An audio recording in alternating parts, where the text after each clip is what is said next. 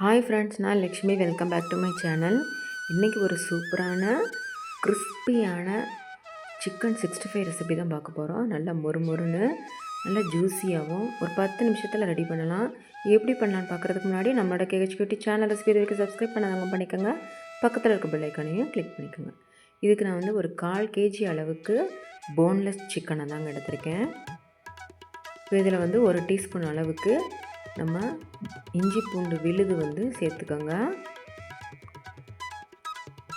தயிர் வந்து பார்த்திங்கன்னா ஒரு 2 டீஸ்பூன் அளவுக்கு இருக்கிற மாதிரி சேர்த்துக்கலாம். ஏன்னா அந்த சிக்கனை வந்து இன்னும் நமக்கு நல்லா சாஃப்ட் பண்ணி கொடுக்கும்.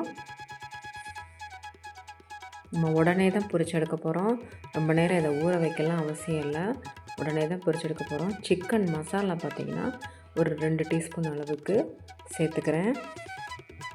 உப்பு வந்து தேவையான அளவு இருக்கிற மாதிரி சேர்த்துக்கலாம்.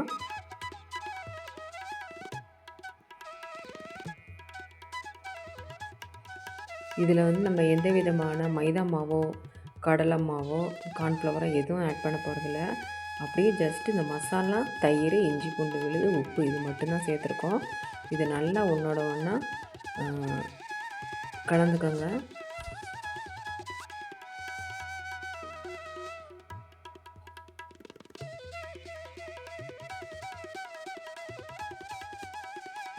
நல்லா மிக்ஸ் பண்ணிக்கோங்க.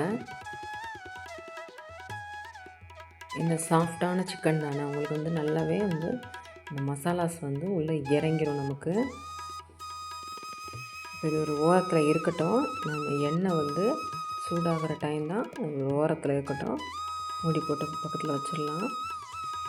எண்ணெய் வந்து நமக்கு பொரிக்கிற அளவுக்கு தேவையான அளவு வந்து எண்ணெய் சேர்த்துக்கலாம். இப்போ ஒவ்வொரு சிக்கன் துண்டுகளாக வந்து இதில் போட்டு பொரித்து எடுத்துடலாம்.